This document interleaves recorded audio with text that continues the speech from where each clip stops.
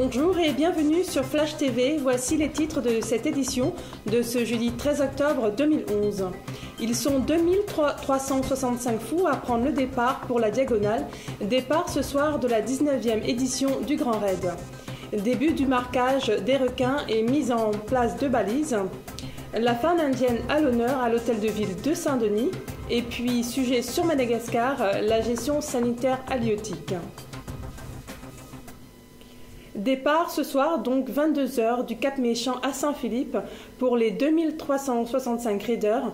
Il leur faudra parcourir 123 km et 9600 mètres de dénivelé pour arriver au bout de ce fastidieux périple. La remise des dossards se déroulait hier à Saint-Denis sur le stade de la Redoute. Le témoignage d'une jeune raideuse qui prend le départ pour la première fois. Je m'appelle Lucie, j'ai 26 ans. Voilà, donc première édition. La Diagonale des Fous, voilà. Qu'est-ce qui vous motive à faire cette course?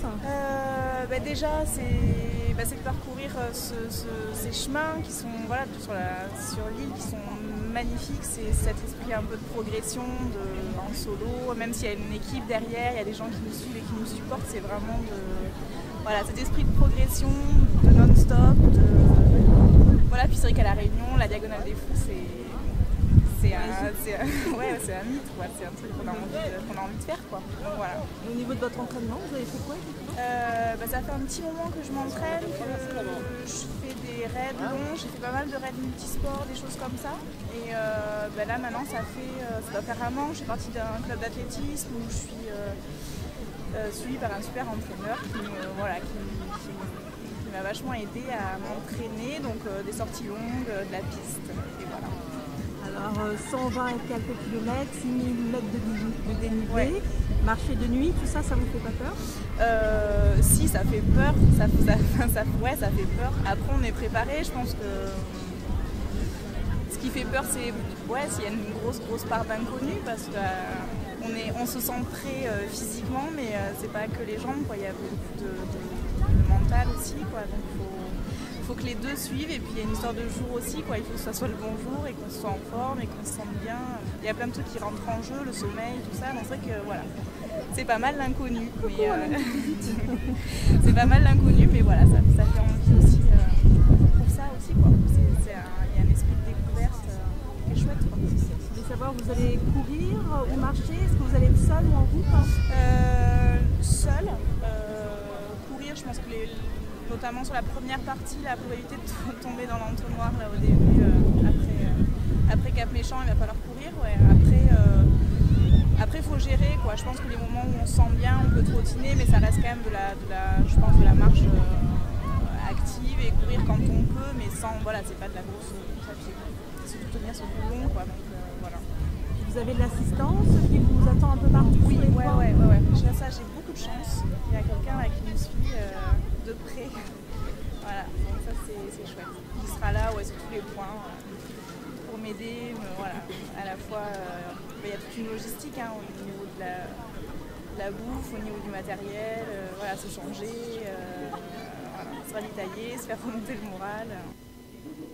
Le premier marquage de requins aura lieu en début de semaine prochaine sur les rivages de Saint-Gilles. Cette campagne, qui doit durer 3 mois, vise à comprendre le comportement des requins qui fréquentent les zones de bain. Après ce marquage et un prélèvement de peau pour une analyse ADN, ils seront relâchés. Les balises, elles, seront récupérées en surface. La femme indienne d'hier et d'aujourd'hui, c'était le thème de la rencontre échange organisée hier par l'association culturelle Réunion Inde à l'hôtel de ville de Saint-Denis. La genèse du peuplement féminin d'origine indienne à La Réunion, le rôle de la femme dans la transmission des valeurs culturelles et religieuses, son implication dans la vie politique, ses difficultés, toutes ces questions ont été abordées avec à l'appui de vibrants témoignages. Parmi les invités d'honneur, Manju Seth, la consul générale d'Inde, nouvellement arrivée dans notre département. Madagascar à présent, aujourd'hui de nos confrères de Viva Événements, un reportage sur la mise en place d'un cordon sanitaire halieutique.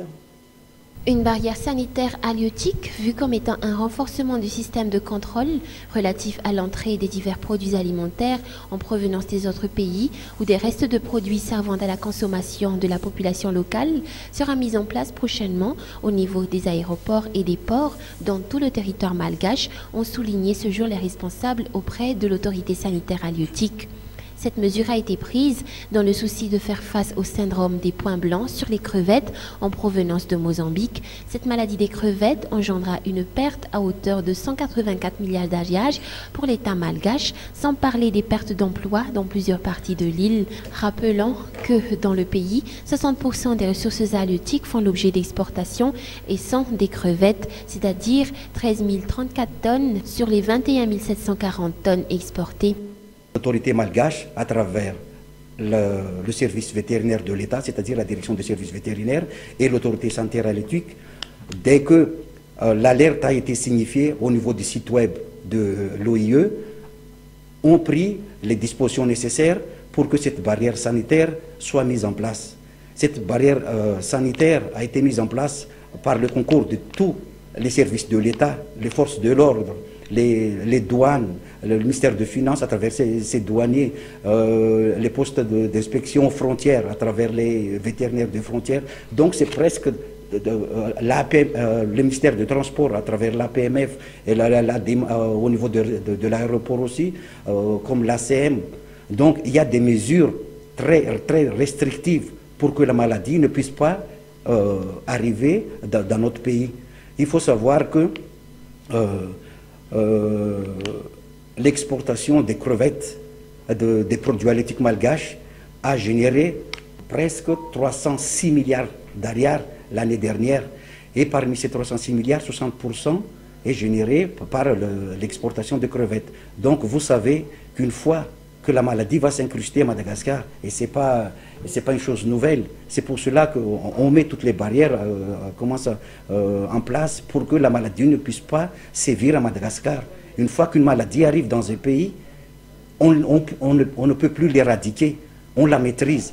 Et une fois même si on la maîtrise, donc les gens, en voyant ça, ne veulent pas que la maladie arrive aussi chez eux. Donc c'est dans ce sens-là que Madagascar a mis en place une barrière sanitaire. Mais il faut que vous sachiez que c'est une mesure temporaire, ce n'est pas définitive. Mais le temps que la maladie se tasse au niveau de la Mozambique et que l'alerte sanitaire n'est plus de mise dans le système de l'OIE. Malgré la mise en place de cette barrière sanitaire, pourtant, les responsables ont réitéré qu'ils ne pourront pas empêcher un risque zéro quant à l'arrivée de cette maladie sur le territoire national. On pourrait toutefois éviter une grande partie des conséquences néfastes. De cette manière, il est donc primordial pour l'État malgache d'interdire l'importation des crevettes en provenance de Mozambique. Pour le cas de la peste porcine, par exemple, toujours selon les explications des responsables, cette maladie provenait des restes d'aliments. C'est la fin de cette édition. Merci de l'avoir suivi. Je vous retrouve demain à la mi-journée pour l'édition de midi. Très bon après-midi sur Flash TV.